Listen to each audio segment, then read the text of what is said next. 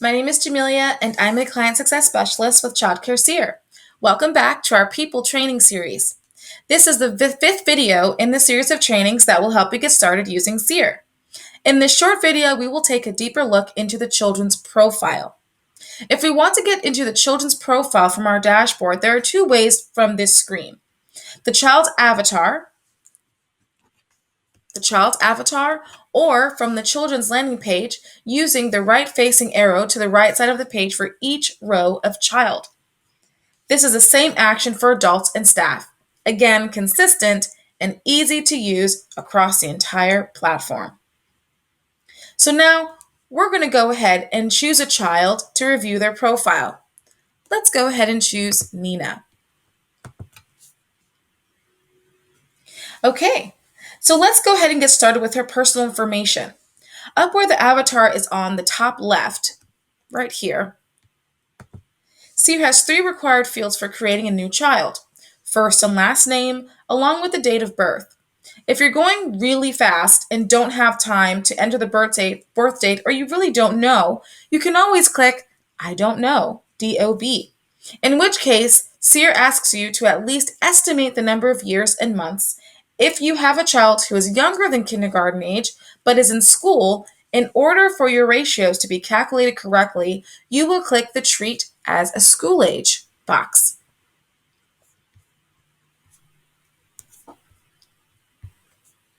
Let's move on to home class.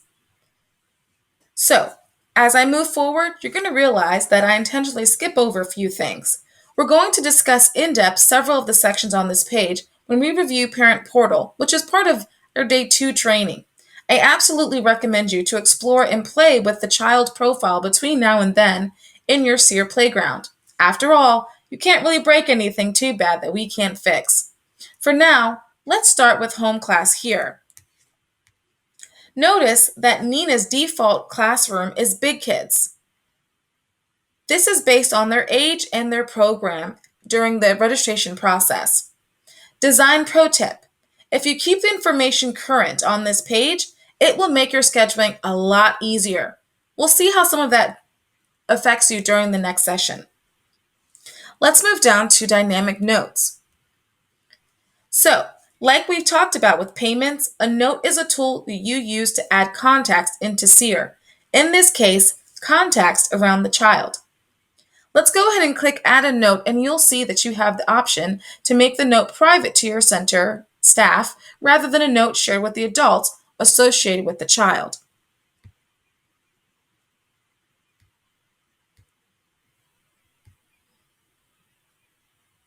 For instance, if there's a custody issue or something else going on at home, you will want to make sure mom and dad do not have access to that note, and you keep it private.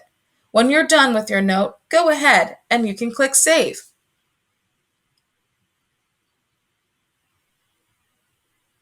You can also use the up and down arrows next to the Add button to reorder the notes based on whatever type of priority that you see fit for this child.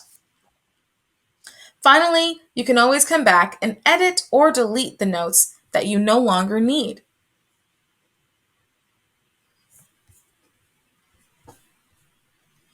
Now we're going to talk about tags. So Nina's parents just showed you that perhaps she has an allergy to peanuts, eggs, mango, you name it. This is where you'll add the tag here, right below the avatar. So I'm going to go ahead and press Add Tag and talk to you a little bit about what you see here. Seer has 9 types of tags, all of them color-coded with a unique icon. Allergy is listed there in yellow, but do a quick scroll up and down and get a full sense of the 9.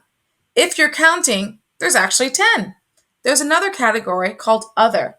If you find that you want to add a tag for a child that doesn't quite fit into any of the categories here, and you probably will, you'll use the Other as a catch-all. For now, we've gone ahead and added an allergy to Nina's profile, like peanuts and mango. If you want to keep the tag just between you and your staff, you can always make it private. If you go to our dashboard quickly, the tag icon follows the student everywhere they go throughout the system.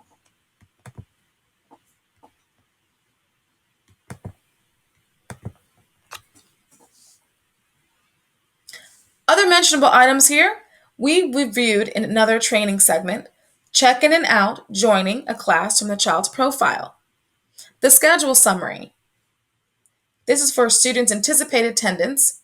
And then also the family list of all the associated adults and siblings, and the finance and services section, which details the enrollment visits, requests, and other items for the child with accompanied charges and payment method balances. To refresh, we've reviewed and managed information about the child in the center of the screen, and the other tabs associated with the child lie across the tabs of the page. Under the Money tab here, you will see subtabs, including All Payments, which is a record of all payments the adults related to this child have made to your center. Services is where you can see a summary of all charges for the child. Let's go into that subtab and look specifically at the status column. A charge will generally either be paid or unpaid, in which case Seer will also give you a blue pay button on the charge record and current services.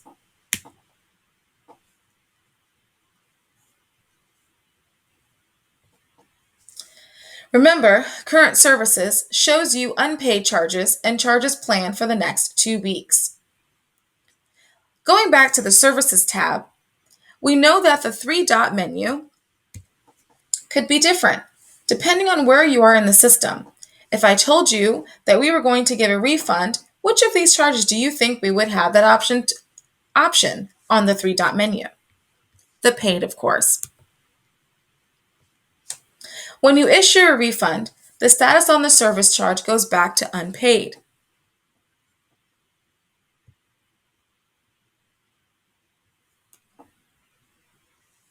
On All Payments tab, however, the status for the refunded charge will read Refunded. Design pro tip: in different modules throughout Seer, the right arrow button is either used to expand the view or to be redirected to another module.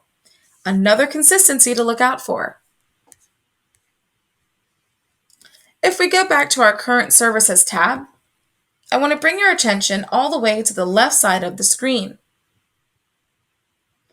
These checkboxes are located each row before the service's name.